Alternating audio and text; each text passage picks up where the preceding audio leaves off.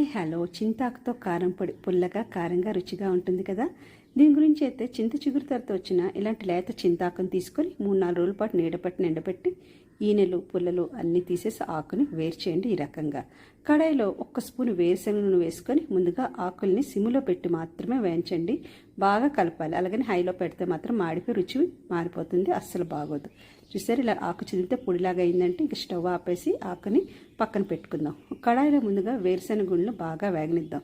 వేరుశనగ గుండ్లు బాగా వేగిన తర్వాత మాత్రమే ఒక 3-4 స్పూన్ ధనియాలు, 1 స్పూను మినపప్పు, 1 స్పూను జీలకర్ర వేసి అది వేగిన తర్వాత మనకి కారం సరిపడా కొన్ని ఎండుమిరపకాయలు, ఇంకా కమ్మగా ఉండడానికి ఒక 3-4 స్పూన్లు నువ్వులు, ఇంకా వెల్లుల్లి వేసి స్టవ్ ఆపేసి ఈ పదార్థాన్ని అంతా చల్లారనిచ్చి ఇలా పొడి చేసుకోవాలి.